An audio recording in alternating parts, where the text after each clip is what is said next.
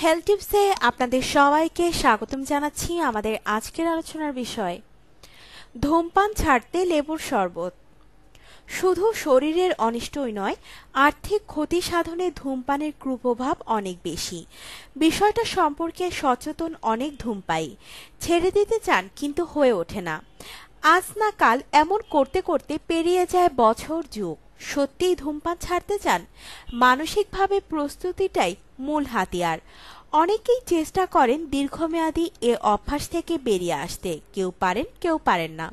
যারা ধূমপানের আসক্তি থেকে মুক্ত হতে চান তাদের জন্য একটা সুখবর। থাইল্যান্ডের শ্রীনাখারিনউইরত বিশ্ববিদ্যালয়ের মেডিসিন বিভাগের নতুন এক গবেষণা বলছে ধূমপান এড়াতে লেবুর শরবত বেশ কাজ দেয়।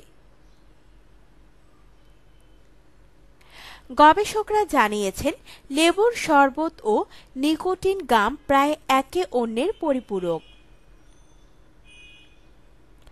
নিকোটিন গামের সঙ্গে আমরা অনেকেই পরিচিত, তবুও একটু বলি। নিকোটিন গাম হলো এক প্রকার চুইং গাম। এই গাম চিবানোর মাধ্যমে শরীরে নিকোটিন প্রবেশ করে। যারা ধূমপান ছাড়তে চান তাদের নিকোটিন রিপ্লেসমেন্ট থেরাপিতে এই গাম ঔষধ হিসেবে কাজ করে।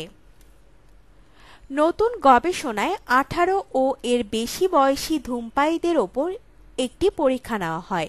এতে ভাগ করা হয় ধূমপায়ীদের দুটি দলে।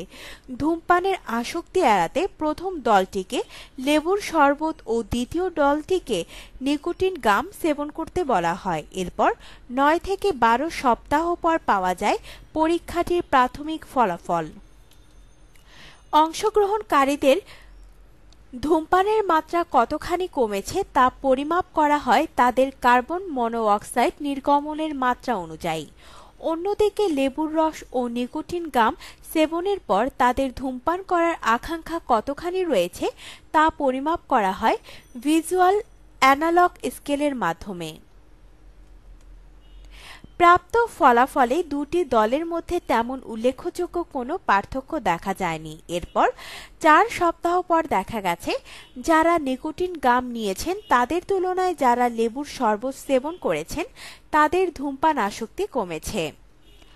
গবেষণার ফলাফল অনুযায়ী যারা লেবুর শরবত সেবন করেছেন তাদের আসক্তি কমেছে 58.5%। অন্যদিকে যারা নিকোটিন গাম নিয়েছেন তাদের আসক্তি কমেছে 38.3% হারে। অতঃপর গবেষণাটি সংযুক্ত করেছে তাজা লেবুর শরবত ধূমপান আসক্তি কমাতে সফলভাবে কাজ করে।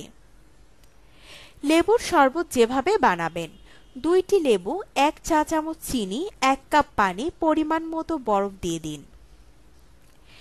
আপনার জীবনকে আনন্দময় করে তুলতে এবং বিভিন্ন স্বাস্থ্য টিপস ও পরামর্শ পেতে আমাদের চ্যানেল সাবস্ক্রাইব, লাইক ও শেয়ার করবেন। ধন্যবাদ।